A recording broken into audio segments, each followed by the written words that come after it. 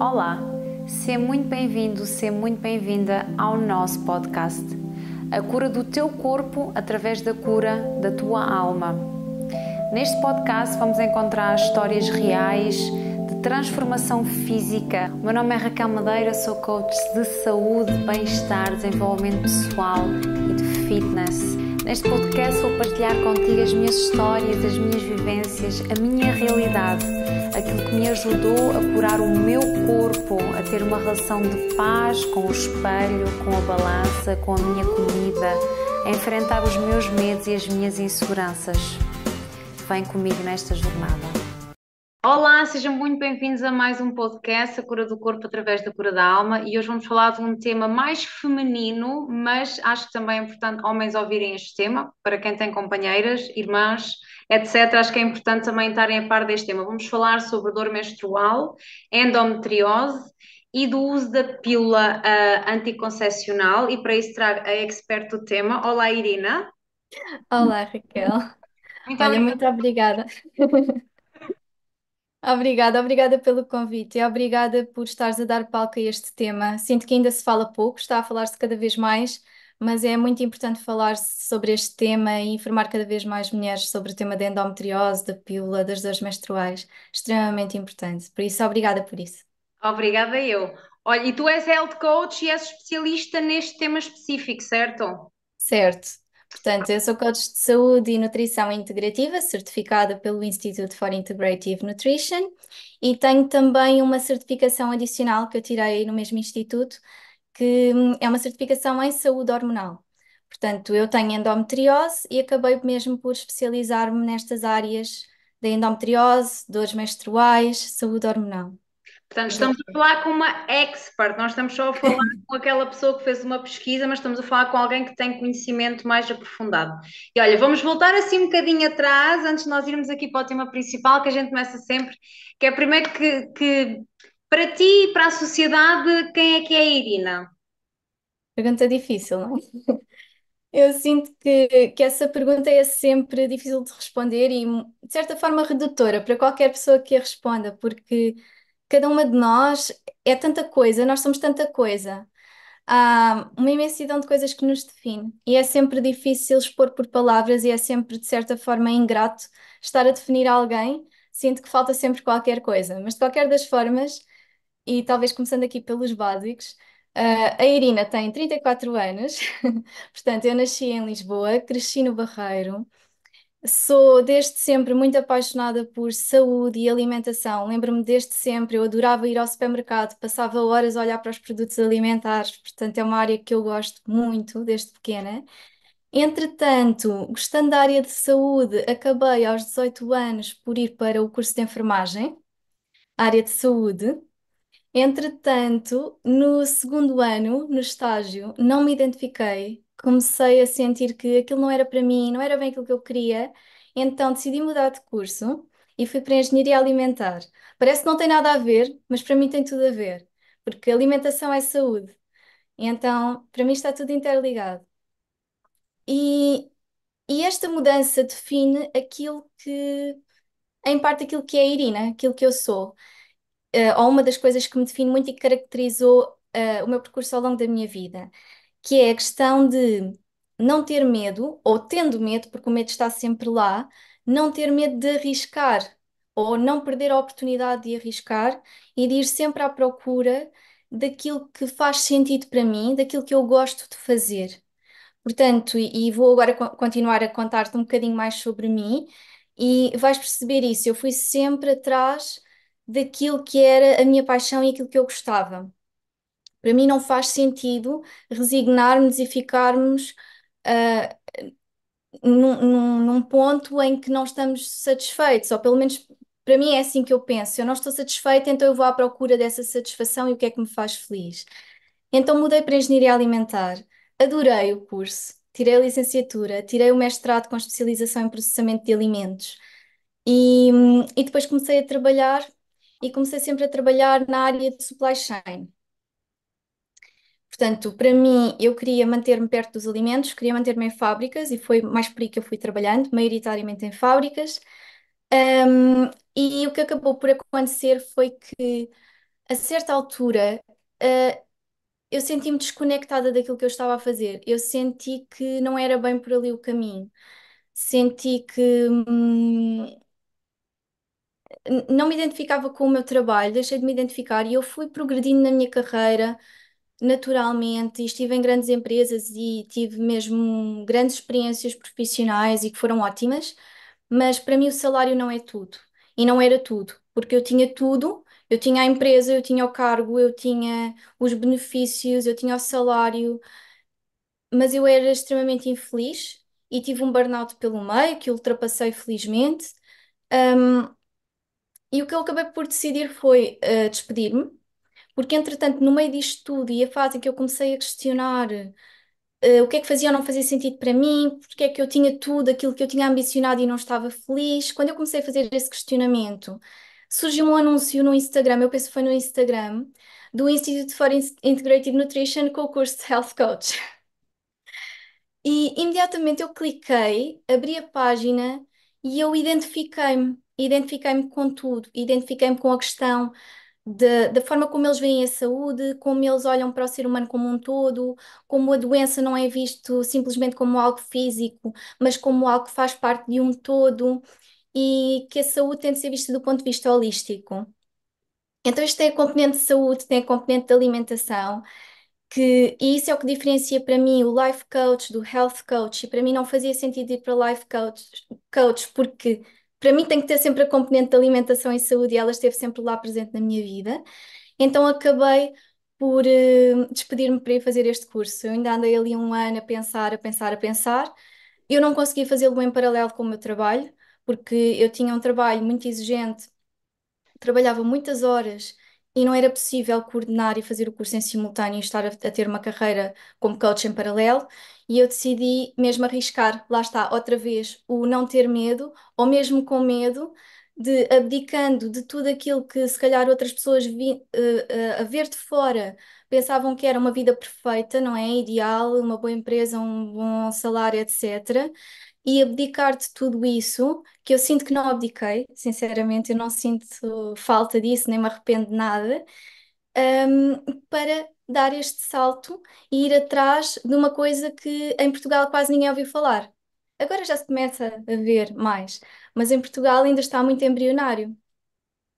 Esta tua E introdução já dá base para tantos temas, já tocaste em tantos pontos que eu, uau, podíamos ir por aqui, podíamos tipo, é tipo, mas sabes aquilo que tu estás a referir agora de início? Aquilo que tu disseste que ou parece que eu tinha tudo e eu não me sentia bem, isto tem a ver com o episódio que por acaso saiu hoje relativamente a, sabes, as caixinhas que a sociedade nos coloca. E eu acho que nós crescemos a ouvir muito isto de cresces, estudas, tiras uma formação, uma licenciatura, mestrado, vais para um trabalho e depois vais crescendo na empresa, casas, tens filhos e parece que a vida, toda a gente tem que ir para este caminho e se tu não segues este caminho e não mudas pelo meio, algo está errado contigo. E uma das coisas que no podcast nós falámos foi mesmo isso. E quando tu te sentes que não estás dentro da caixinha, o que é que tu fazes? Sais e crias a tua própria caixa e é o que faz sentido para ti. Pode não fazer sentido para os meus olhos e não tem que fazer sentido, não é a minha vida, mas se fizer sentido para ti, está tudo bem. sim, exatamente. É isso mesmo. E foi muito difícil para quem estava à minha volta. Eu senti quase essa incredulidade a olhar para mim, de a Irina é tão certinha, fez tudo bem, é super trabalhadora, e agora o que é que se passa com a Irina que decide fazer uma maluqueira destas e parece que desiste de tudo aquilo que tem neste momento e vai seguir uma carreira que nunca ninguém ouviu falar daquilo, mas o que é que ela está a fazer? Portanto, houve muito questionamento das pessoas à minha volta. Mas é este, pronto, isso depois requer também um trabalho interno muito grande. Empreender não é para qualquer pessoa por causa disso, e requer também aqui um trabalho muito grande a nível de desenvolvimento pessoal, de preparação. Portanto, eu comecei a fazer psicoterapia em 2020 e tenho sempre mantido, e acho que é extremamente importante e que me tem ajudado também muito nesta fase. E passar aqui a mensagem: psicoterapia não é vergonha e quem faz psicoterapia não são só as pessoas doentes. Na minha opinião, toda a gente deveria fazer psicoterapia, ok? Claro que ela, e já vamos falar um pouco, se calhar mais à frente, é muito importante, sobretudo para mulheres que sofrem de endometriose, dores menstruais crónicas, etc., para lidar com tudo aquilo que acarreta a doença, mas para mim a psicoterapia era para toda a gente, mesmo toda a gente. E isso ajudou-me muito nesta fase e mesmo a lidar com essa quase, quase rejeição por parte das pessoas de o que é que ela está a fazer e, e dar-me força para continuar e fazer aquilo que eu estou a fazer hoje. Entretanto, onde é que a gente ia? Olha, sim, agora sou eu que faço. Agora, aquilo que eu te queria te perguntar é só para contextualizar um bocadinho e depois falando também quando tiveste a tua primeira menstruação, como é que foi a tua infância, adolescência e se tiveste influência feminina nesse aspecto de ouvires falar de menstruação, de dor menstrual, como é que foi a tua primeira menstruação, quando é que tu começaste a perceber que, que algo não estava ok contigo, só para nos contextualizarmos um bocadinho até tu perceberes Sim. Então, é assim, eu sempre fui extremamente racional e sempre li imenso. Portanto, eu não te sei contextualizar quando é que eu ouvi falar pela primeira vez de menstruação. Eu parece que sei sobre isso desde sempre. E sempre tive um diálogo muito aberto com a minha mãe e ela sempre me transmitiu todos os ensinamentos que tinha e nunca houve vergonhas em falar sobre o tema. Por isso, eu sempre fui uma criança e uma adolescente bastante informada. Agora, o que é que aconteceu? A minha mãe também sofria de dores menstruais fortes, ok? Se me perguntares se eu me lembro propriamente disso na minha infância, adolescência, não tenho bem a certeza, ok? Não tenho aqui bem a certeza se me lembro da minha mãe a sofrer ou não, porque depois ela tomava os comprimidos para as dores, tomava pílula, às vezes até fazia pílula contínua na altura do verão, portanto, este foi o contexto em que eu cresci, portanto, não a tinhas ver as dores amigas, como algo normal. tipo, as tuas amigas e o teu círculo, falava-se disso? Havia também meninas que também tinham dor menstrual ou não era, não se falava tanto sobre isso? Não foi tão imediato. O que acabou por acontecer foi que, ao longo dos anos, eu fui perguntando às pessoas se tinham dores. Tu sempre E tiveste dor menstrual, desde a tua primeira sempre, menstruação, sempre. sempre, sim, E sempre. consegues explicar por palavras? Eu sei que isto não é possível explicar dor, não se explica, mas consegues explicar mais ou menos o nível da tua dor e do teu desconforto quando estavas menstruada? É assim, a dor é muito subjetiva. E era por aí que eu te ia explicar que a questão é, eu perguntava às minhas amigas se tinham dor. E muitas respondiam: sim, sim, eu também tenho dor. Só que a questão é o nível da dor e a percepção da dor. E o que é efetivamente considerado dor ou o que é considerado uma cólica menstrual normal, que é um ligeiro desconforto, uma ligeira dor, é normal. Portanto, quando é que a dor não é normal e o que é que eu experienciava? Quando interferia com as minhas atividades diárias. Quando eu chorava com dor, porque a intensidade da dor era tanta que eu chorava, mesmo com Benurons, mesmo com Brufenes, Trifenes, nada fazia efeito. Portanto, eu tomava o Benuron e eu continuava com o mesmo nível de dor. E por acaso eu nunca faltei à escola nem ao trabalho, mas eu arrastava-me e hoje em dia olho para trás e não sei como é que eu tinha forças para o fazer. Eu cheguei a fazer testes, exames com dor e cheia de medicação. Portanto, era a esse ponto que afetava. Portanto, era descrevendo. Existe aqui, a minha dor foi sendo diferente, em termos de descrição do que era a dor, ela foi evoluindo e foi sendo diferente ao longo dos anos. Nas primeiras menstruações eu tinha uma dor muito, muito, muito forte na zona dos rins. Portanto, ela começou por ser nas costas, ok? Depois, à medida que os anos foram passando, ela evoluiu para a barriga. E eu comecei a ter muitas dores de barriga. E cheguei a alturas em que tinha tudo. Tinha dores nas costas, dores de barriga, irradiava para a perna direita, para a nádega direita, toda esta zona direita ficava afetada. Andar era difícil. Era difícil eu endireitar-me, esticar a barriga, sentia que a barriga ia rasgar. Era difícil comer de manhã porque a dor era tanta que eu ficava nauseada, ficava mesmo mal disposta. E há pessoas que chegam a vomitar. Felizmente eu nunca cheguei a vomitar, mas muito enjoada. Era estar a engolir o pão, a torrada de manhã e estar com vontade de a deitar fora, literalmente. Dor a evacuar, em que tinha as fezes mais moles e ia 4 a 5 vezes à casa de banho uma manhã.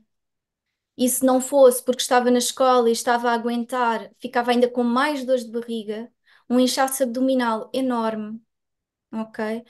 Ahm, Eram muitos, muitos sintomas. Nos últimos anos comecei a ter enxaquecas e dores de cabeça associadas à menstruação também, dor a urinar. Mais tarde, quando iniciei a relação sexual, percebi que tinha dores na relação sexual e que está relacionado com o posicionamento do meu nódulo. Portanto, eu tenho um nódulo ali situado entre a vagina e o reto, ok? E devido a esse posicionamento, tenho dores nas relações sexuais. Portanto, é um quadro muito complexo. Nem todas as mulheres têm todos os sintomas, ok? Há mulheres que até são completamente assintomáticas em relação à endometriose. Ou seja, elas podem ter endometriose e não terem sintoma nenhum. E não terem sintomas nenhuns. E muitas vezes só descobrem quando às vezes querem engravidar e começam a ter dificuldade em engravidar e vão fazer mais exames para perceber o que é que se passa. E aí são detectados os focos de endometriose. E só aí é que percebem que têm endometriose. Olha, agora para quem nunca ouviu falar de endometriose e não faz a mínima ideia do que é que nós estamos a falar, consegues explicar o que é a endometriose? Sim. Aquilo que acontece o nosso útero tem várias camadas, ok? É assim um triângulozinho e tem várias camadas. A camada interna é chamado endométrio. E o que acontece é que, por alguma razão, que ainda não se sabe, estão a ser feitos estudos, há aqui várias hipóteses, mas ainda não se chegou a uma conclusão em relação às causas. Mas o que acontece é que há tecido que é semelhante a este endométrio, não é o endométrio que se desenvolve fora do útero, é tecido semelhante a este endométrio que se desenvolve noutras partes do corpo. Normalmente dentro da cavidade pélvica, na nossa barriga, aqui na zona da nossa barriga, do nosso útero, bexiga, ovários, etc.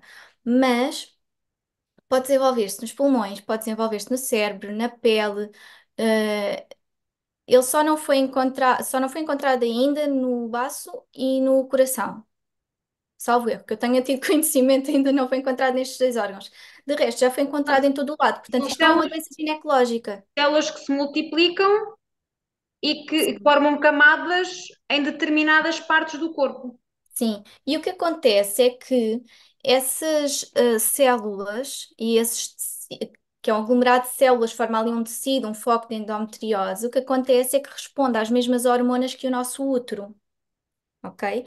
E então, durante a menstruação, esse tecido também vai sangrar, tal e qual como durante a menstruação, o que acontece é que o endométrio do nosso útero descama, e é isso que é o sangue que constitui a nossa menstruação.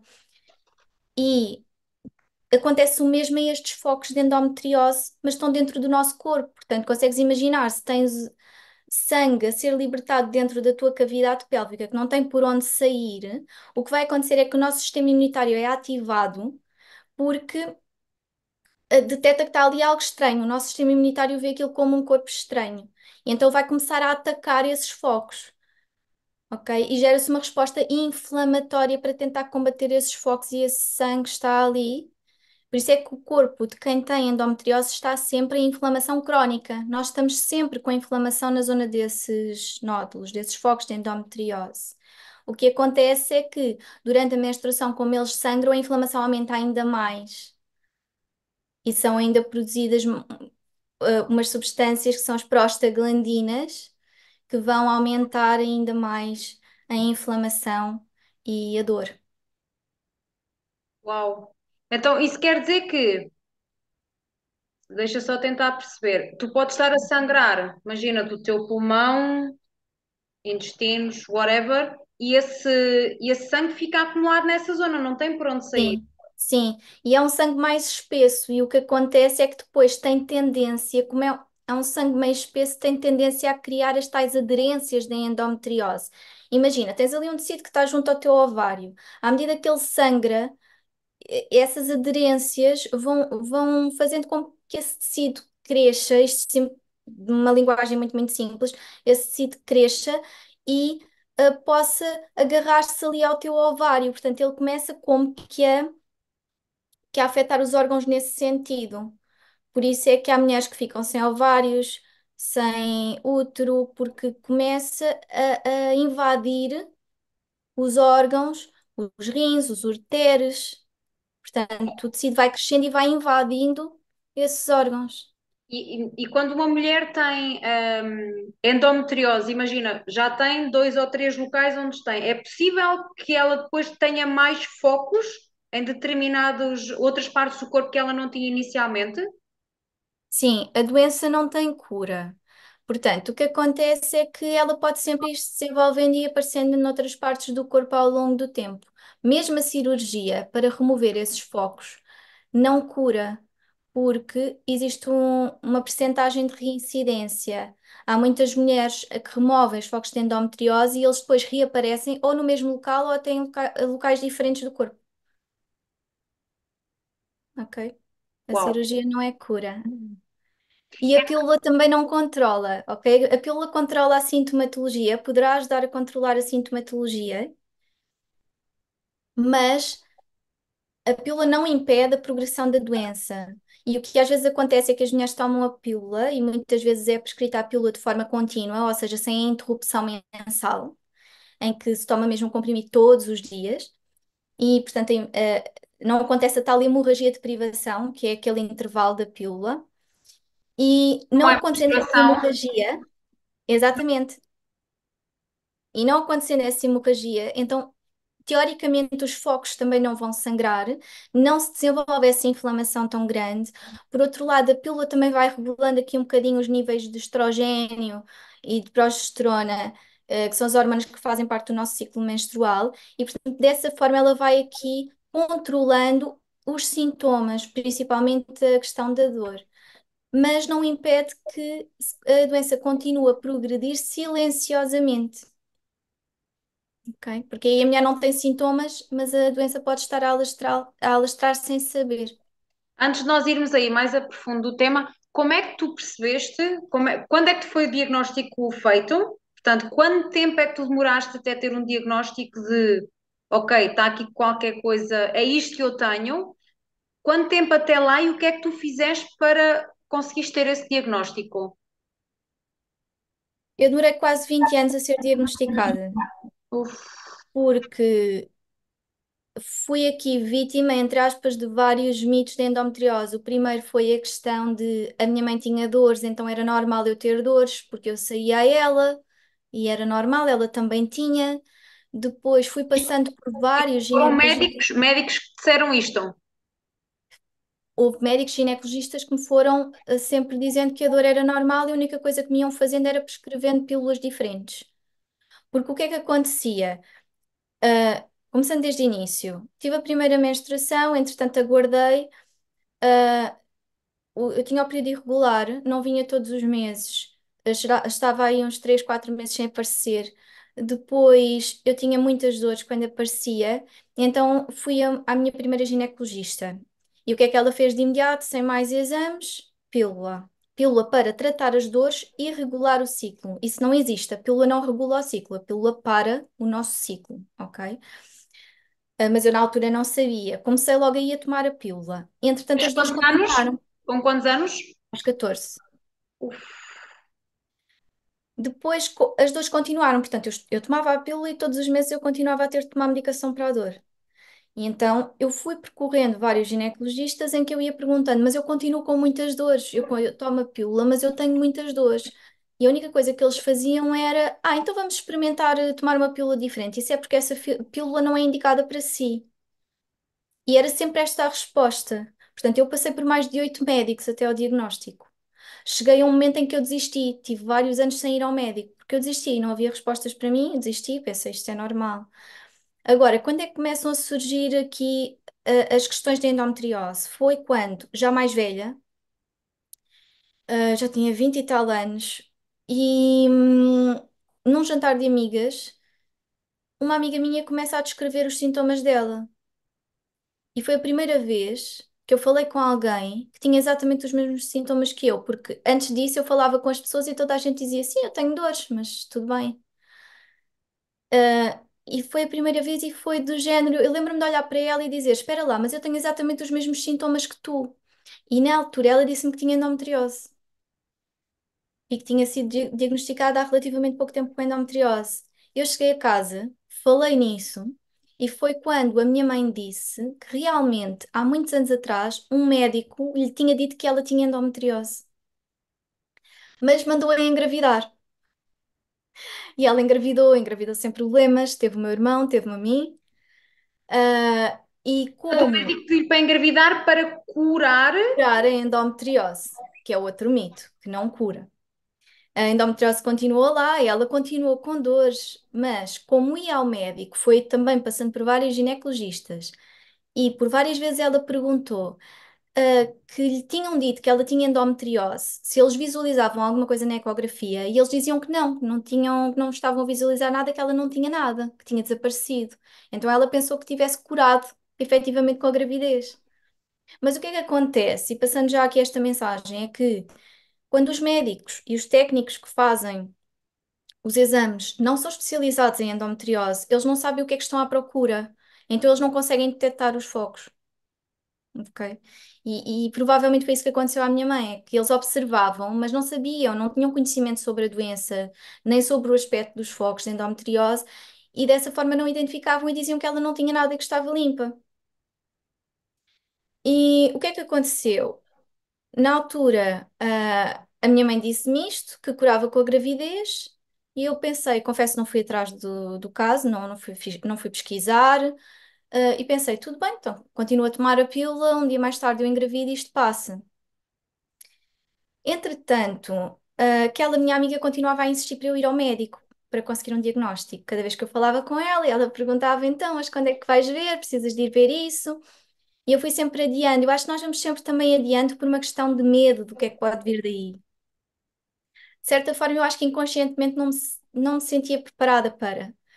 E então fui adiando, fui arrastando, e o que acabou por acontecer foi, falei com uma médica minha e pedi que ela me passasse uma ressonância para eu obter o diagnóstico. Falei com ela, disse, olha, eu suspeito que tenho endometriose e gostava de fazer uma ressonância para confirmar. E aquilo que ela me disse foi, eu posso lhe passar uma ressonância, mas se você tiver endometriose não há nada a fazer. É continuar a tomar a pílula, não há mesmo nada a fazer. E o que é que eu pensei? Vou fazer um exame, que é um exame chato, complicado. Se não há mesmo nada a fazer, vou continuar como estou a tomar a pílula. É uma sensação de impotência, de não podes fazer nada, não há respostas, não... Aquilo que eu acreditei sempre foi, ok, eu estou a fazer tudo aquilo que é possível fazer se não há mais nada. E eu tenho que me conformar que é assim e que vai ser sempre assim a minha vida toda.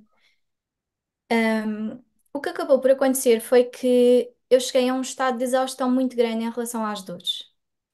E quando comecei a ficar muito exausta de estar a sentir essas dores todos os meses, eu fui à procura das minhas respostas. Comecei a pesquisar intensivamente sobre a doença e concluí mesmo que todos os sintomas batiam certo. E depois fui à procura de um médico ginecologista que me ouvisse, porque os meus sintomas foram sempre desvalorizados ao longo dos anos. Então era muito importante para mim escolher um médico certo e fiz várias pesquisas online até descobrir uma médica que foi quem me diagnosticou, a doutora Anabela Figueiredo, no Hospital dos Lusíadas, em que foi uma médica que me ouviu do princípio ao fim e só com base no questionário que ela me fez dos meus sintomas, ela disse imediatamente que quase de certeza era endometriose, mas que íamos fazer a ressonância para despistar e encaminhou-me qual seria o médico a fazer a ressonância, porque tem de ser um médico específico que saiba do que é que estamos a falar, qual é o aspecto da doença e que saiba identificá-la. E foi assim que eu consegui o meu diagnóstico, ao fim de quase 20 anos. Uau. Portanto, foi sempre. E aquilo que eu senti foi uma vida de sofrimento desnecessária. Porque se eu tivesse tido o diagnóstico aos 14 anos, eu se calhar teria vivido a minha vida toda de uma forma normal e sem dor. E depois de teres tido o diagnóstico, qual foi a solução? Pronto, já sabendo que não há cura para a doença, qual foi a solução? O que é que tu fizeste para conseguires lidar com a dor ou para não teres dor? Então, aquilo que aconteceu foi, quando eu estava a pesquisar muito sobre a doença, eu fui descobrindo naturais de tratamento. E assim que tive o diagnóstico, fui a fundo nisso. Ou seja, a parte da alimentação anti-inflamatória e a parte também do estilo de vida, que eu já tinha começado a mudar um bocadinho quando tive o burnout, porque eu acho que tudo aquilo que surge na nossa vida é sempre um sinal de alerta que nós precisamos de mudar algo. E o burnout para mim foi um grande wake-up call. E aí eu comecei a mudar muita coisa mesmo na minha vida. Deixei de beber café, a interessar-me pelo desenvolvimento pessoal, comecei a aplicar técnicas de gestão de stress. O teu E burnout, desculpa, o teu burnout foi antes do teu diagnóstico ou já depois? foi antes do diagnóstico. Portanto, eu já trazia era coisas do estilo de vida e da alimentação que eu tinha alterado no burnout e que também eram benéficas para a endometriose. Então foi ir mais a fundo, ok, para além daquilo que eu já estou a fazer, o que é que eu posso fazer mais? Que alimentos é que eu tenho de substituir mais? O que é que eu tenho de mudar mais na minha vida? Sobretudo, no meu caso, eu tenho muita ansiedade e muito stress e, portanto, é muito importante baixar esses níveis de ansiedade e stress porque acabam por ser inflamatórios e potenciar a dor. Portanto, trabalhar mais ainda nesse sentido. Ah, tive também uma questão muito importante e que ainda se fala pouco, eu acredito que é trabalhar a questão emocional da endometriose. Para além da alimentação, do estilo de vida, o mindset, a forma como nós vemos a doença, tudo isso eu trabalhei em psicoterapia e também com técnicas que eu fui aprendendo, porque foi muito interessante, é que eu comecei o curso de coach em janeiro, eu fui diagnosticada em fevereiro. Hum. Então, tudo o que eu estava... Percebes agora quando eu te dizia que as coisas vêm quando nós estamos preparadas para? Então, aquilo que aconteceu foi, eu fui lidando com o diagnóstico ao mesmo tempo que ia aprendendo coisas no curso de coach que me ajudaram a lidar com o diagnóstico e a fazer as mudanças que eu precisava. Então foi ali um caminhar em conjunto da endometriose e do coaching. E eu mudei mesmo muita coisa, e mesmo em termos emocionais e de perceber de onde é que. ah, Falando aqui de uma coisa muito curiosa, a endometriose, eu não sou de medicina chinesa, mas a endometriose, do ponto de vista da medicina chinesa, eu sou acompanhada em medicina chinesa, é vista como um cancro. E nós sabemos que o cancro, e na verdade praticamente todas as doenças, têm uma componente emocional. Nós acumulamos emoções no nosso corpo. Isto também é válido para a endometriose. Então, para além de lá está a questão holística, temos de olhar para a doença como um todo. Não é só alimentação e estilo de vida. Trabalhar as nossas emoções, trabalhar os sentimentos que estão aqui por trás, trabalhar o nosso mindset, a forma como estamos a lidar com a doença. Não adianta lutarmos contra ela. Eu até não gosto muito de utilizar a palavra e evito utilizar a palavra de que somos lutadoras e guerreiras, porque para mim isso é quase como que nós estamos a lutar contra a endometriose. Isso não vai trazer nada de bom, isso vai fazê-la crescer. E nós temos que.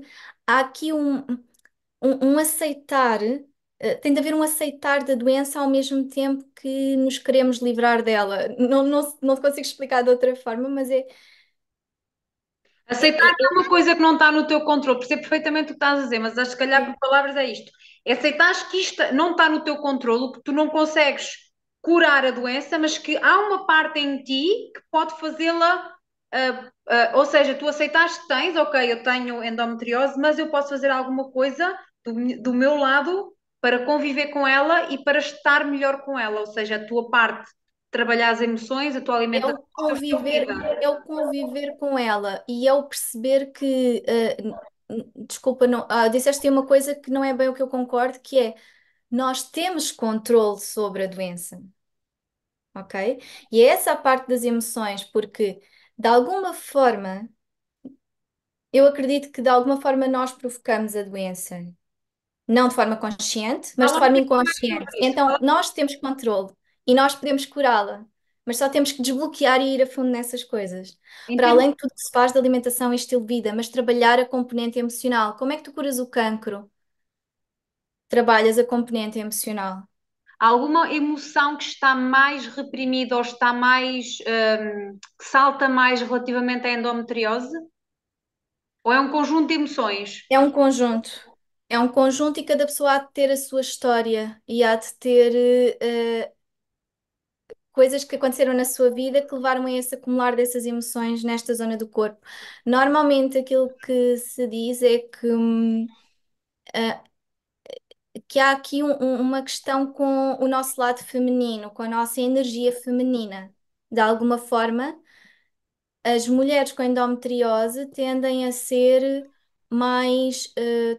tendem a ser mais masculinas, não é ser mais masculinas, ter uma energia mais masculina virada, e a energia mais masculina é uma energia virada para o fazer, para o trabalho, para a ação, enquanto que a energia feminina é uma energia mais de ser. Eu sempre fui muito perfeccionista, direcionada para o trabalho, fazer, fazer, fazer, fazer, alcançar, alcançar, alcançar, muito direcionada para objetivos, ok? Mas isso E negligenciando a parte feminina, ou seja, só no fazer é sim, alguém e negligenciando a sua parte mais do ser mulher. sim, sim, a parte feminina.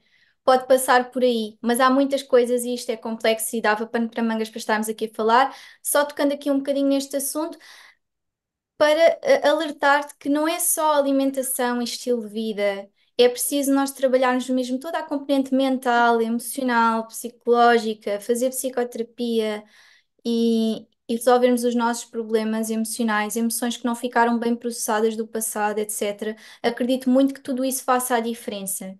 Olha, sem querer entrar na tua parte pessoal e vais partilhar se quiseres partilhar, mas Uhum. tu com a psicoterapia, com a psicoterapia, com tudo o que aprendeste até agora, conseguiste perceber ou estás ainda a tentar perceber a razão pela qual tens endometriose? Consigo perceber, já consegui identificar muitas coisas e estou a trabalhar nelas. Hum, Acredito que há mais qualquer coisa aqui pelo meio que ainda me esteja a escapar, mas vou chegar lá. E por isso é que eu queria passar também esta mensagem, porque não se fala muito sobre isto e eu acredito que faça toda a diferença. Até pelo nosso bem-estar geral, porque isto vai impactar tudo na nossa vida, tudo a nível de saúde. Não estamos só a falar de endometriose, nós ao atuarmos na endometriose, estamos a atuar na nossa saúde em geral. Olha, e eu sei que passado algum tempo tu hoje tens menstruações sem dor, certo? Sim, Então, sim. quando é que tu tiveste a tua primeira menstruação sem dor e qual foi o processo que tu fizeste, ou seja, quais foram todas as alterações que tu fizeste desde o teu diagnóstico até tu teres a tua primeira menstruação sem dor? Então é assim, eu quando tive o diagnóstico, como eu te estava a dizer, eu fiz muitas mudanças a nível alimentar, de estilo de vida, mas também procurei terapias alternativas.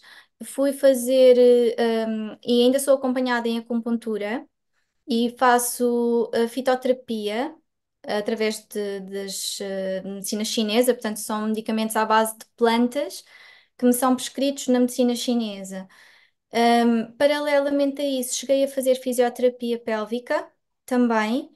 Entretanto, parei porque eu estava estável, estava bem, não tinha razão para continuar e tenho estado sempre estável.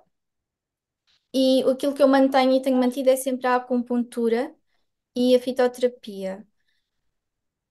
Paralelamente a isso, o que é que aconteceu? Portanto, ao fim de 3 meses mais ou menos, o nível da minha dor tinha reduzido para metade, e nessa altura reduziu para metade só com acupuntura e alimentação, estilo de vida, porque eu tive receio de iniciar logo fitoterapia. Fui pedir opinião à ginecologista se eu poderia fazer, porque eu tive sempre a tomar a pílula, mas a pílula nunca foi a que me tirou as dores. Portanto, em cima da pílula que eu estava a tomar, eu fiz estas alterações. E pílula com pausa mensal. Ok? Depois fiz ali umas alterações. O que aconteceu foi que após o diagnóstico trocaram-me para uma pílula que eu não me dei bem, e entretanto andei ali numas trocas de pílula até acertar. O que aconteceu foi, desde o diagnóstico até, portanto, mais ou menos, eu comecei mais ou menos os tratamentos em março, abril, e em setembro eu tive pela primeira vez o meu período sem dor. Uau. e que foi super estranho. Foi super estranho estar a sangrar e não sentir nada, foi super estranho. Depois, o que é que foi acontecendo? Se eu fizesse mais asneiras em termos de alimentação, tinha umas moinhas mais intensas, mas sem necessidade de tomar qualquer tipo de medicação e ia fazer a minha vida perfeitamente normal. Portanto, eu já sei que se me portar mal às vezes em termos de alimentação, mas é preciso abusar mesmo muito. Portanto, eu não faço uma alimentação 100% perfeita e não tenho dores com isso. Portanto, a questão é, se eu abusar mesmo muito, por exemplo, no período do Natal, se eu andar mesmo a comer muitos chocolates e coisas que não devo, então sim, em janeiro vou sofrer um bocadinho, mas sempre controlado, nunca aquelas dores de ficar de cama, ok? Hum, e tive sempre assim estável até hoje. O que é que aconteceu até há pouco tempo? E também acho importante dizer isto, e quem me acompanha sabe, eu precisei novamente trocar de pílula e a pílula que me passaram desregulou-me toda, ok? Eu voltei a ter dor e agora já troquei outra vez e já estou a estabilizar outra vez. Mas é importante passar esta mensagem de que a nossa vida nunca vai ser perfeita, a saúde não é um destino, é uma jornada e nós vamos ter de estar sempre a trabalhar para o equilíbrio. E vão acontecer sempre coisas na nossa vida que nos vão desequilibrar e que nos vão tirar do caminho. E o importante, e mesmo aquilo que eu acabo por passar às minhas clientes de coaching, é termos as ferramentas para voltarmos a resgatar-nos e a pôr-nos no caminho, ok? Porque essas coisas vão sempre acontecer. E eu já estava estável há bastante tempo e de repente vem um medicamento novo que me destabiliza por completo e, ok, bora lá começar outra vez a construir do zero e vamos outra vez para o equilíbrio. E não tenho dúvidas que isso vai acontecer porque tenho as ferramentas e sei, e aliás já estou a recuperar. Isto é muito Do zero, importante. desculpa corrigir mas não é do zero. Nunca é do zero, porque o conhecimento está lá e, portanto, o equilíbrio vai ser alcançado muito mais rapidamente do que foi no passado. No passado demorei 6 meses, mais ou menos, até estabilizar o meu corpo e desinflamar o meu corpo, regular as minhas hormonas e não ter dores.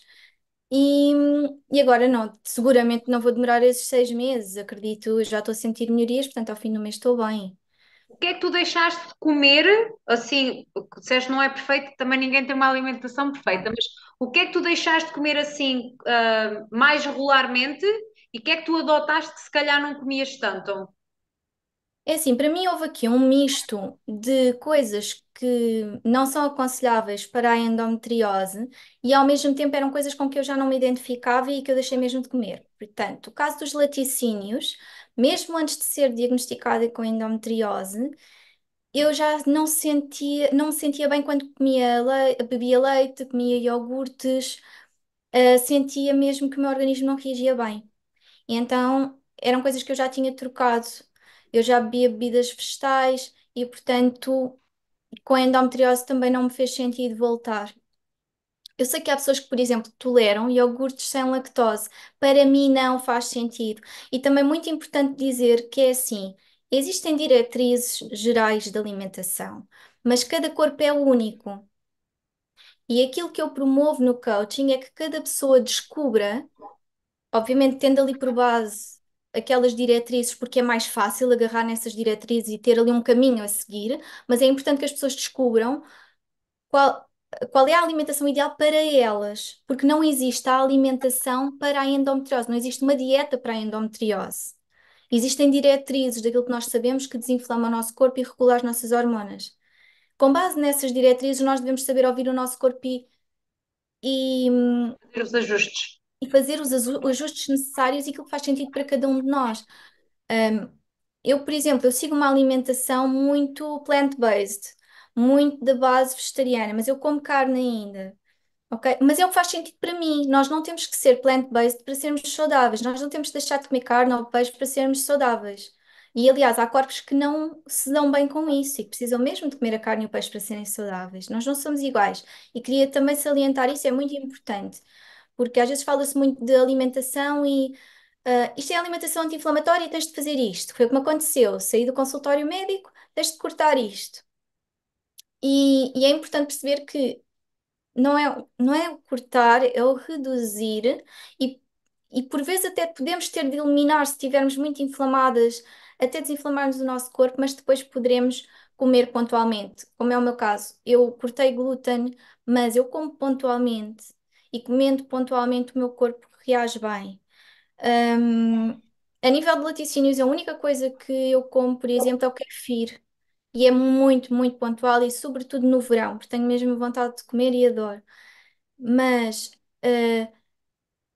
soja, por exemplo, também evito. É algo controverso, a soja, mas também tento evitar e comer mais as formas naturais, como o edamame, o miso. Como, bebo muito chá de miso e adoro e faz bem.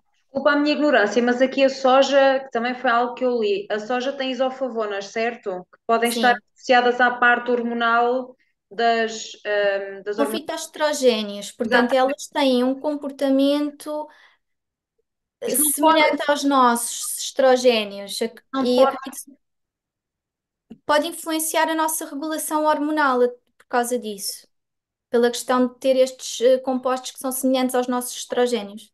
portanto, pode ter um efeito positivo no caso da endometriose? Não, Ah, era ao isso que eu estava. contrário. Na Ok, endometriose existe um excesso de estrogênio no corpo. Já se percebeu que a doença está associada a um excesso de estrogênio no corpo. Agora não se sabe o que é que surgiu primeiro. Se surge primeiro a endometriose ou a desregulação hormonal, o que é que desencadeia a endometriose? Isso ainda não se tem a certeza. Mas percebe-se que quem tem endometriose tem tendencialmente níveis de estrogênio elevados no corpo. Portanto, a soja não é benéfica nesse sentido. ok, Mas isto vai depender de pessoa para pessoa, ok. ok? E da fase da vida. Porque se calhar mulheres em pré-menopausa, menopausa, em que os níveis de estrogênio começam a baixar, pode ser até benéfico terem aqui algum consumo de soja para contrabalançar e ajudar no alívio dos sintomas.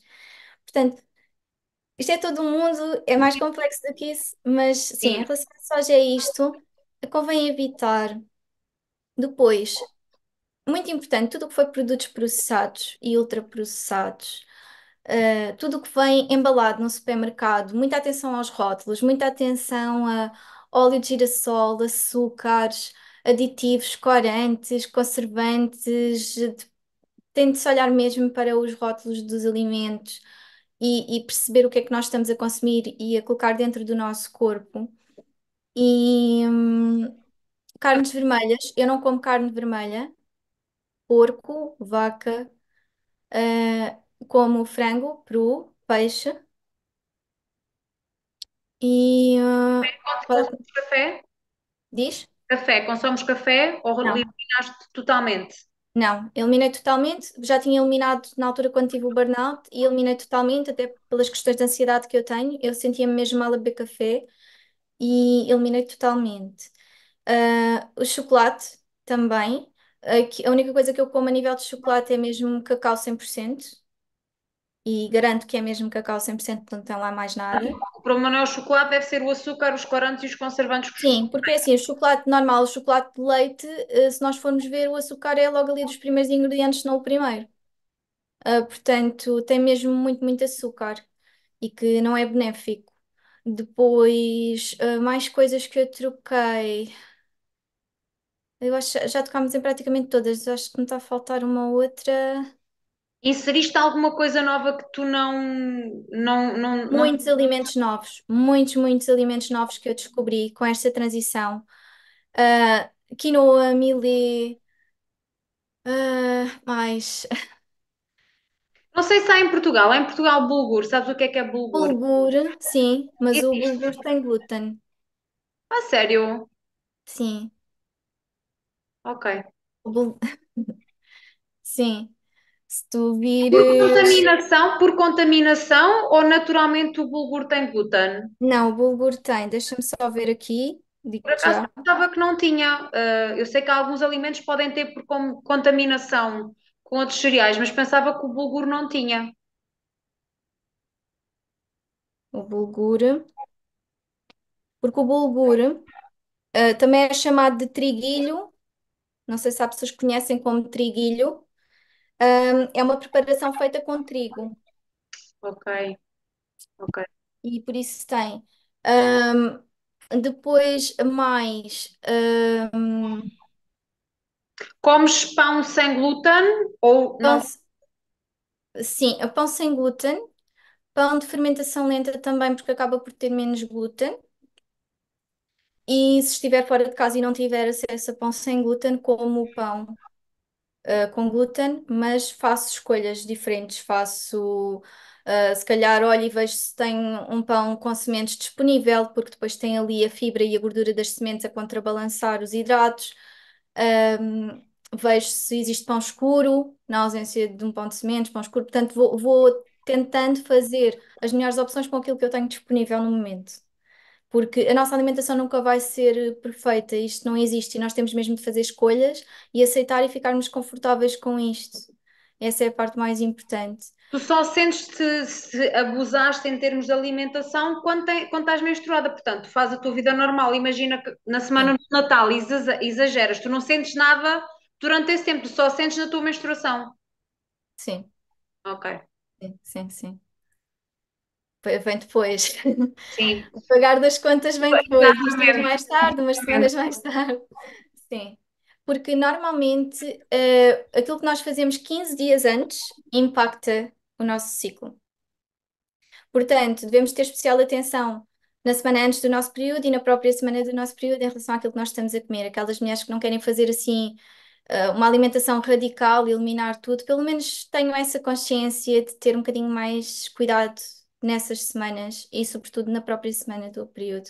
E em termos de atividade física, fizeste algumas alterações? Inseriste alguma coisa? Sim. Eu sempre pratiquei muita atividade física ao longo da minha vida, portanto, eu fiz patinagem artística de competição, pratiquei ténis, badminton, natação, eu fiz mesmo muitos desportos. E uma das coisas que surgiu nos últimos anos, e sobretudo com o burnout, e mesmo antes do burnout, eu também já tinha essa atividade que era praticar o yoga.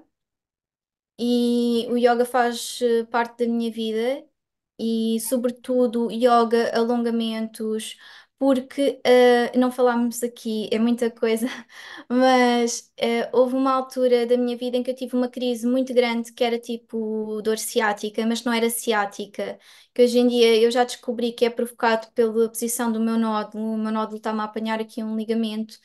Que aquilo que fez foi limitar-me em termos de desporto. Eu sempre que fazia desportos de impacto, se corresse um bocadinho, eu tinha dor, desencadeava-me crises de dor, tipo ciática. Eu nessa altura que tivesse pela primeira vez essa dor, eu tive mais de um mês de cama e sem ter resposta por parte dos médicos. Eu praticamente todas as semanas e várias vezes por semana estava nas urgências do hospital a levar injetáveis para a dor, em que o mais forte que eles me podiam dar era morfina e não estavam autorizados porque eu não tinha cancro, e isso é só para os doentes com cancro. Portanto, para veres o meu nível de dor, e passado 1 hora, 2 horas, eu já estava com dores outra vez intensas e estava de cama. Portanto, nessa altura tive de parar a minha atividade física e a única coisa que eu consegui, isso aconteceu-me em 2014, a única coisa que eu consegui foi depois, com muita calma, começar a fazer caminhadas e introduzir o yoga. Foi aí que eu descobri o yoga e desde essa altura que mantenho as caminhadas e o yoga. E agora tenho-me aventurado aos poucos em mais desportos. O ano passado fui experimentar surf, já tenho ido experimentar aulas no ginásio Portanto, e o meu corpo está a reagir bem. Diz? desportos de menos impacto em termos do teu corpo no chão, tipo correr, evitar mais Sim, isso. ainda não me sinto confortável, por exemplo, a saltar, tudo o que for saltos, correr, tenho sempre aquele receio de desencadear uma crise. Mas já estou aos poucos, gradualmente, no processo de ir fazendo cada vez mais exercícios que antigamente e durante muitos anos não fiz, e desde que estabilizei a endometriose, deu-me essa possibilidade, e por isso é que o diagnóstico para mim foi uma coisa muito positiva. Eu não consigo ver o diagnóstico como uma coisa má. O diagnóstico para mim foi um ponto de viragem para eu finalmente ter qualidade de vida. Se eu não tivesse sido diagnosticada, eu ainda estava com dores todos os meses. E deu-me um conhecimento e uma aprendizagem tão grande e permitiu-me ter controlo sobre a minha vida e controlo sobre a doença, e que me levou ao ponto em que eu estou hoje, em que eu posso estar a mexer, a mover muito mais o meu corpo, a fazer muito mais exercício, posso combinar coisas para o dia em que tenho o período, porque eu sei que vou estar bem, que não vou estar de cama e que não vou estar a contorcer-me com dores, porque até antigamente isso influenciava Muitas vezes eu dizia, combinava qualquer coisa para um determinado dia e depois dizia, desculpa lá, esqueci-me de ver na agenda, mas vou estar com o período nesse dia, não posso. Portanto, isto tem um impacto muito grande, não só fisicamente e pelos sintomas físicos, mas a nível psicológico e, mais uma vez, muito importante a psicoterapia para trabalhar todas essas questões. E mesmo quando se tem parceiros, maridos, e mesmo parceiras hoje em dia, portanto, tudo é válido, é muito importante que quem está do nosso lado, que nos compreenda, e muitas vezes em psicoterapia isto também pode ser trabalhado, a relação entre o casal e, e haver esta de parte a parte. E é Olha, extremamente importante para viver bem com a doença. agora que falas nisso, e eu sei que é uma questão muito pessoal, respondes se sentes confortável, se não te sentes, não, não respondas. É possível haver relação sexual sem dor depois de todas essas alterações? Sim, Ok. sim. Porque para isso é muito importante que as mulheres se interessem em conhecer o seu corpo, ok? Falando no meu caso em específico, eu posso dizer-te, eu conheço o posicionamento do meu nódulo. Então eu consigo, em termos de posicionamento, ajustar para não sentir essa dor. Por isso é que é muito importante o autoconhecimento e por isso é que a doença, para mim, e o diagnóstico traz clareza. O diagnóstico, para mim, trouxe-me um plano para a minha vida, trouxe-me soluções que, se eu não tivesse sido diagnosticada, eu não saberia delas. Eh, Relativamente ao nódulo que tu tens, é possível operar esse nódulo ou esse nódulo na posição em que está não é recomendável, visto que sabe exatamente onde é que ele está? É arriscado, neste momento não estou, como estou estável, a minha situação está estável, a indicação é para não operar. Ok. Quando eu comecei, tinha mesmo muitas, muitas dores e não tinha qualidade de vida nenhuma, então direcionaram-me para a cirurgia, mas neste momento está em stand-by porque eu consegui estabilizar os sintomas. Nunca chegaste a ser operada? Nunca cheguei a ser operada, porque ele está aqui numa posição difícil e a operação tem riscos, tem mesmo riscos. A Ok. nível de. O meu nódulo está mesmo colado ao intestino e há riscos aqui em termos de comprometimento do intestino e ter de ficar com um saco na barriga para o resto da vida.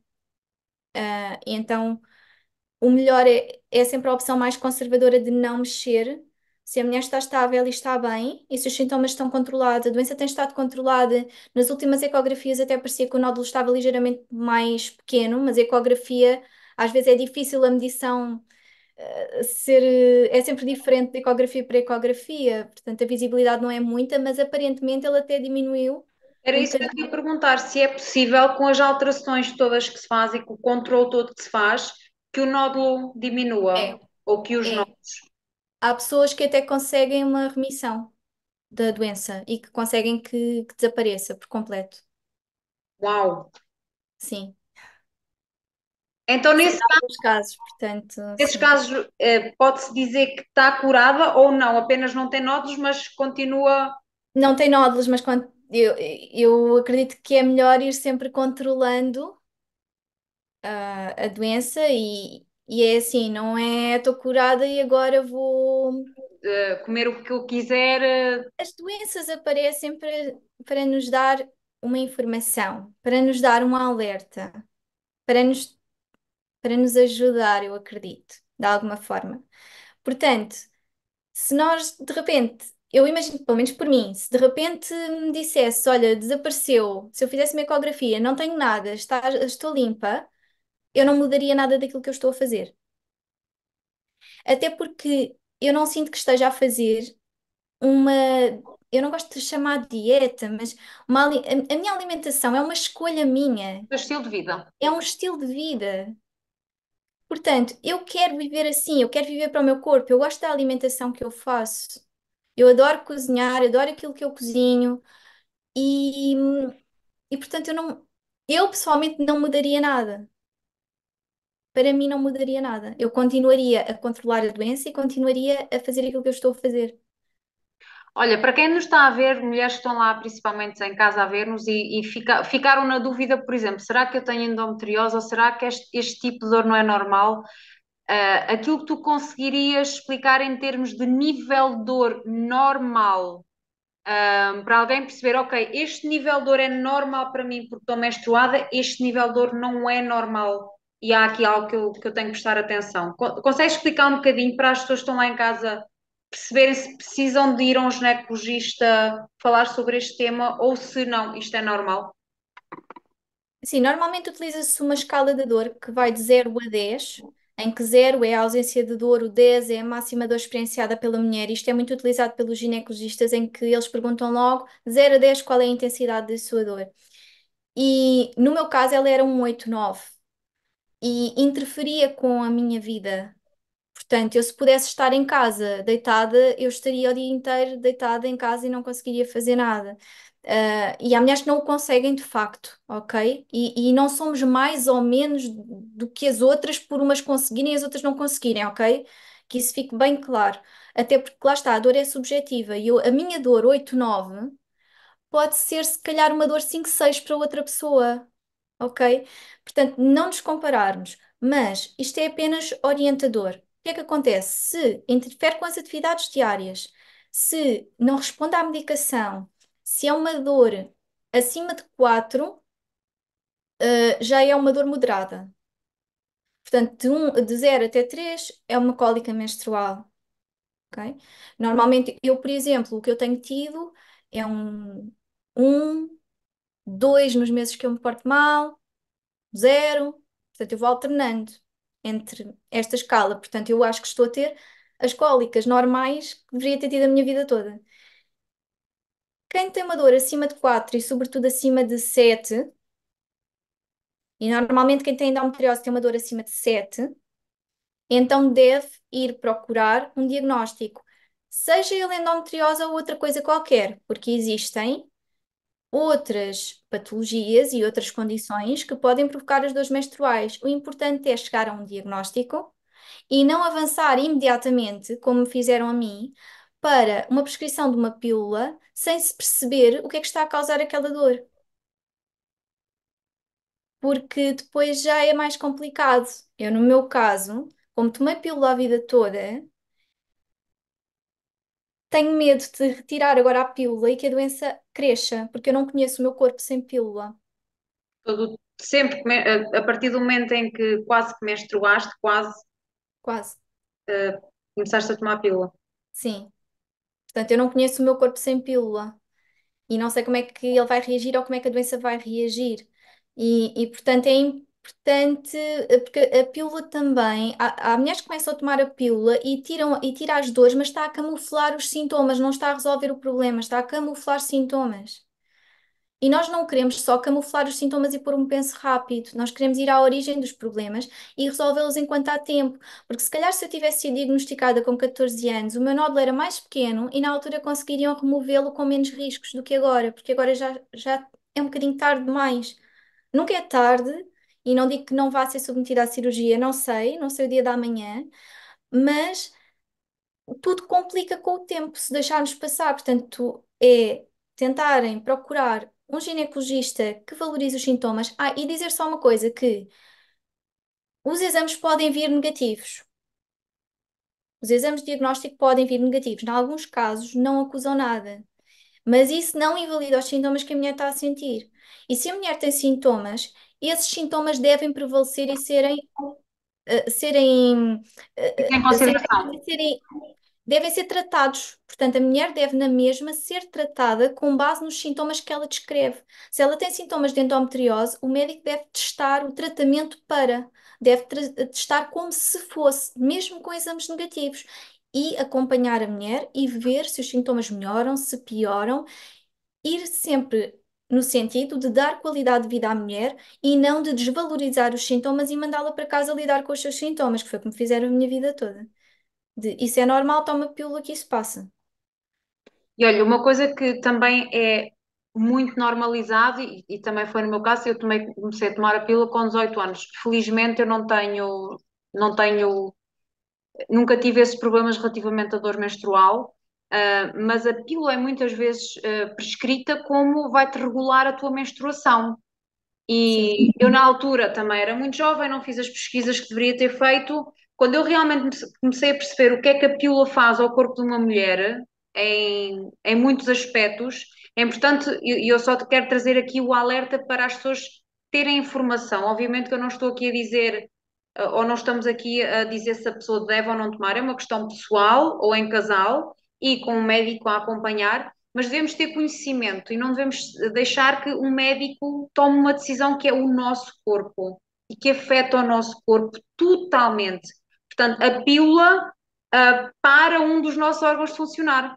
Basicamente, o nosso ovário não expele o óvulo, que é normal que isso aconteça todos os meses. Portanto, há um órgão que literalmente a gente põe bloqueia aquele órgão de funcionar. É a mesma coisa que nós agora dissemos: olha, não mexe o braço durante não sei quantos anos da tua vida. E nós andamos, e o que acontece? Aquele braço vai atrofiar.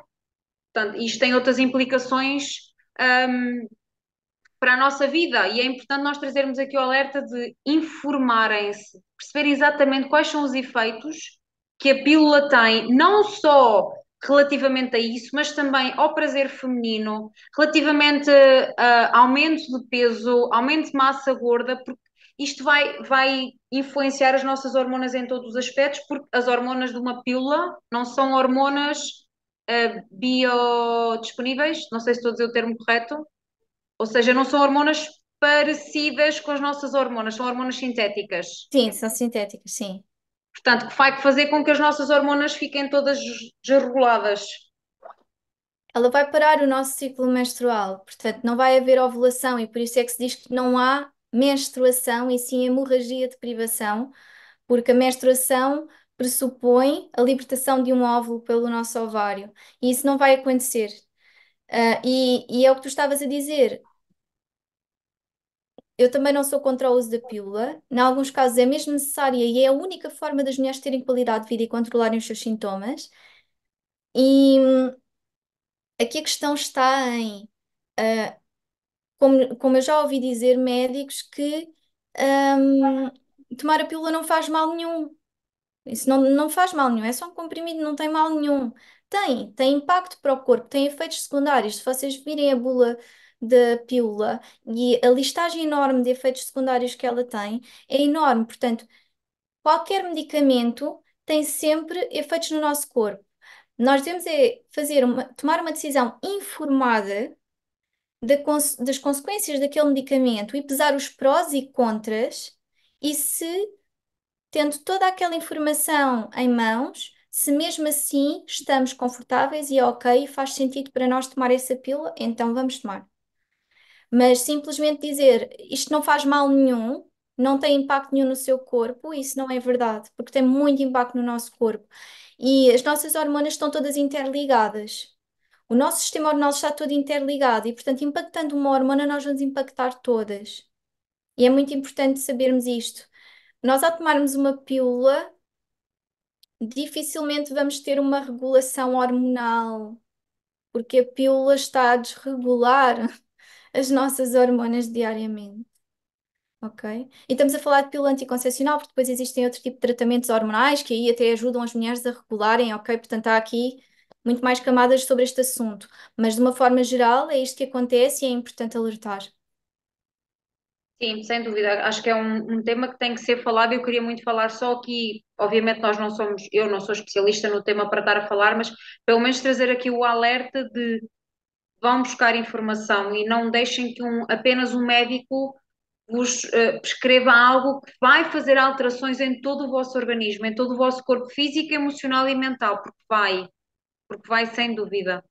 Olha, agora queria uma última mensagem para quem nos está a ver, principalmente mulheres, e que estão a ouvir esta conversa e que ficaram, isto, será que eu tenho? O que é que tu aconselharias a uma mulher que está a ouvir esta conversa e que se calhar a vida toda, se calhar até já passou a menopausa ou que está neste momento em idade fértil e pensa, será que eu tenho isto? Que mensagem é que gostarias de dar a essa mulher? Que não desista, que procure respostas, que vá a 10, 20 médicos se for preciso, mas que encontre um médico que a ouça e que lhe passe exames de diagnóstico, análises, ecografias, ressonâncias magnéticas, para chegar a um diagnóstico, primeiramente, e caso os exames venham negativos, aquilo que eu disse há pouco, mesmo que os exames estejam negativos, que seja um médico que vá de encontro àquilo que a doente lhe está a dizer e que vá procurar soluções para melhorar a qualidade de vida dessa pessoa e tentar encontrar essas soluções, seja através de medicação, seja através de uma forma natural, mas primeiramente procurar um médico que não desvalorize os sintomas. E essa parte, para mim, foi a mais difícil e a que complicou toda a minha vida, foi encontrar verdadeiramente um médico que me ouvisse e que me escutasse. E depois sim, ah, com base nisso, partir para o diagnóstico e definir um tratamento, um plano de tratamento e uma forma de ação. Independentemente da mulher ter ou não um diagnóstico, e por isso é que eu acabei por me especializar e muitas vezes falo para mulheres com dores menstruais. A questão é que as alterações que são feitas em termos de alimentação e de estilo de vida servem para desinflamar o corpo e regular as hormonas. E isso vai ajudar praticamente todas as mulheres, independentemente de qual seja a origem dessa dor. E então, mesmo que eu não tenha respostas, eu aconselharia começar a explorar a alimentação anti-inflamatória, melhorar o seu estilo de vida, mover o seu corpo diariamente, fazer exercício. Não tem de ser ginásio, ok? Mover o corpo, movimento e não exercício. Ou seja, caminhar, a fazer alongamentos, até o limpar a casa é movimento. Portanto, tudo serve para movimentar o corpo, reduzir os níveis de stress, extremamente importante. E, portanto, há aqui coisas que as mulheres podem logo começar a fazer, ainda sem terem o médico e sem terem o diagnóstico, e começarem a atuar e a ver se a sua dor melhora ou não. E para isso também é muito necessário ter esta autoconsciência, ouvir a nossa intuição, ouvir os sinais que o nosso corpo nos dá. Ele dá-nos todos os sinais. Nós, quando comemos um determinado alimento, eu dizia há bocado, eu quando comia iogurte, eu sentia-me mal. Portanto, o corpo já me estava a dar um sinal. Eu insisti, durante muitos anos eu bebia leite todas as manhãs, ia para a escola e para o trabalho a sentir-me meio enjoada. E não percebia porquê. E continuava naquilo durante anos.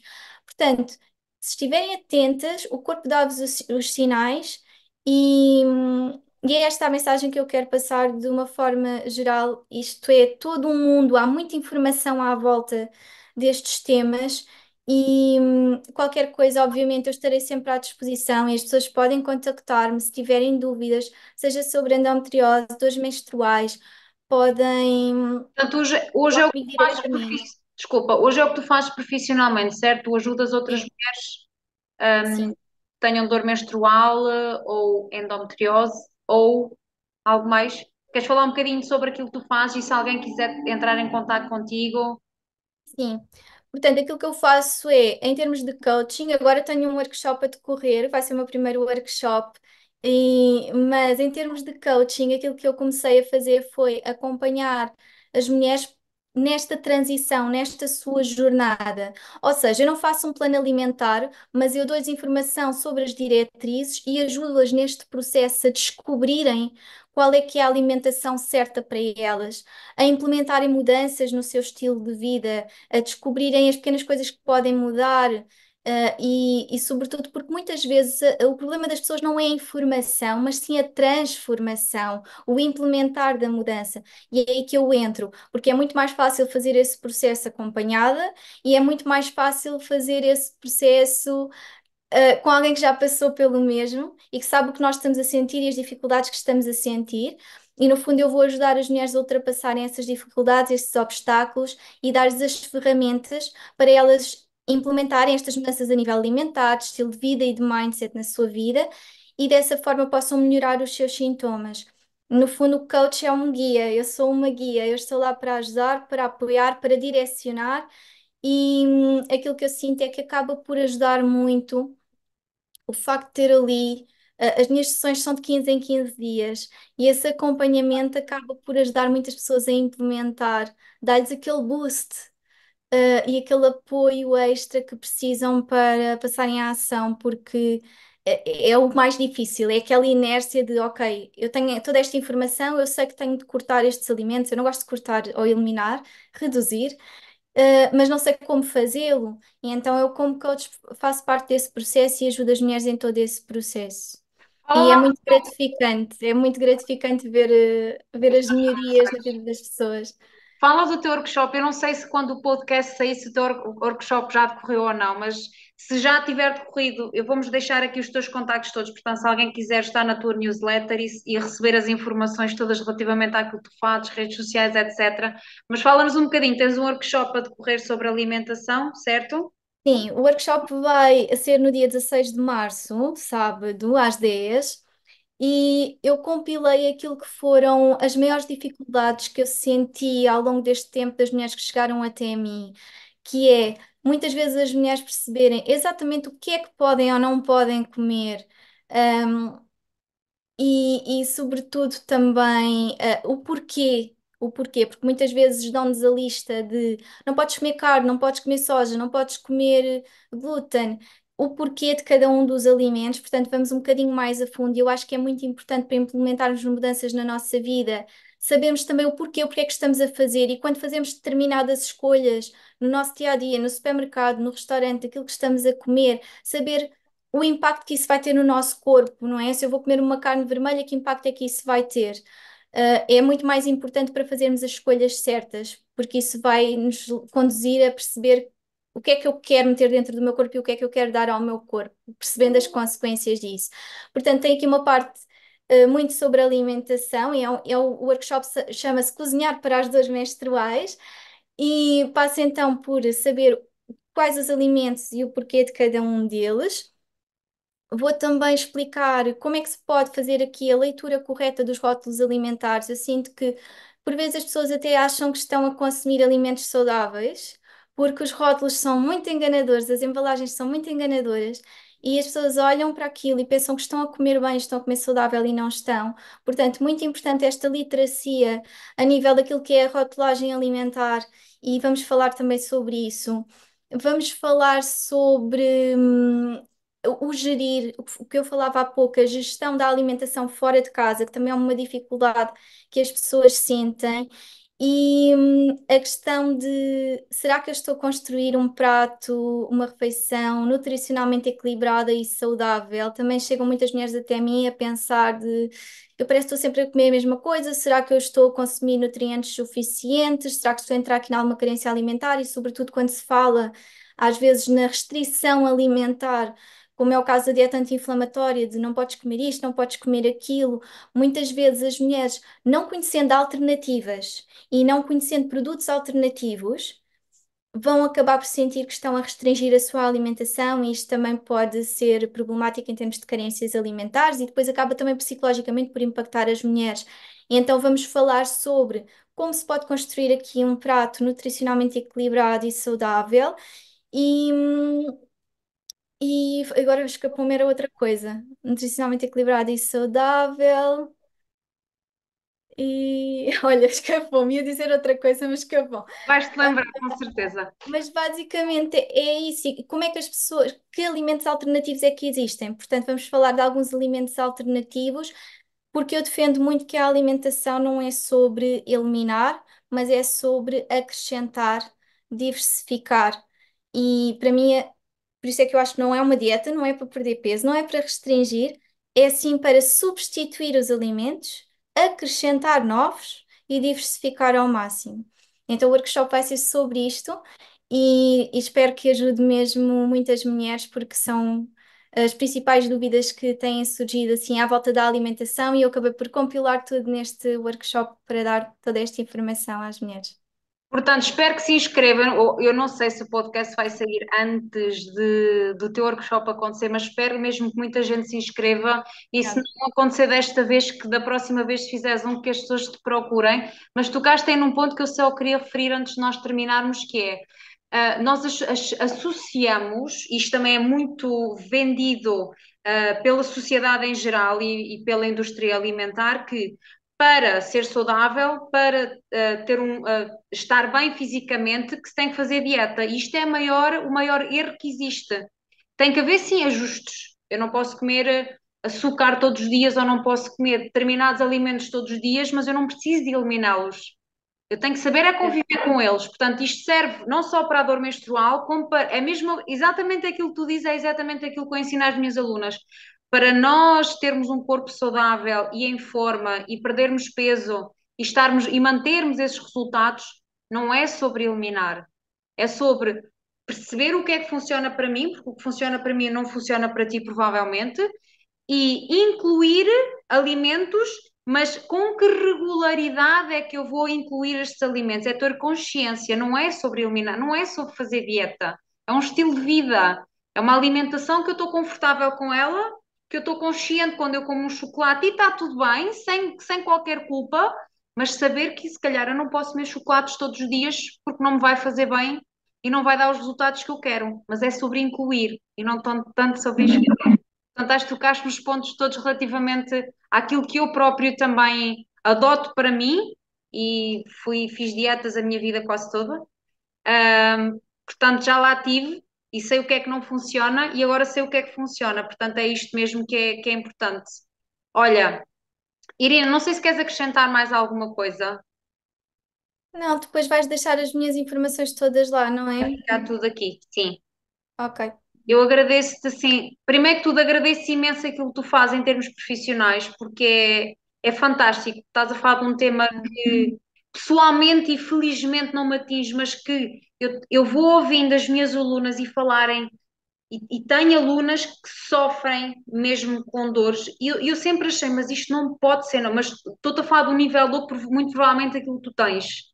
De eu vê-la no treino em sofrimento, literalmente, em sofrimento, e eu achar, há aqui qualquer coisa de errado. Eu só comecei a ouvir falar de endometriose há muito pouco tempo. E estou-te a falar tipo 2 anos, 3 anos, se calhar no máximo, é que eu ouvi falar de endometriose.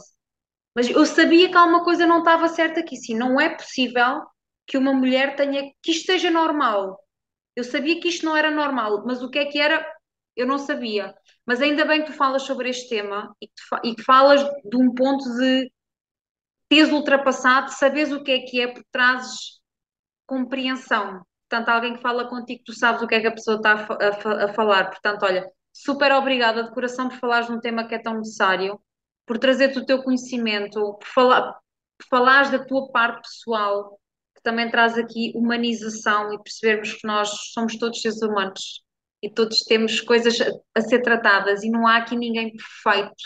E tu, se calhar, tens endometriose e eu tenho outra coisa, porque todos nós temos alguma coisa para tratar. Concorda 100% quando dizes que toda a gente devia fazer psicoterapia, mas toda a gente mesmo devia tratar das emoções, dos traumas, das inseguranças, das crenças que nos limitam, porque só assim nós conseguimos crescer e nos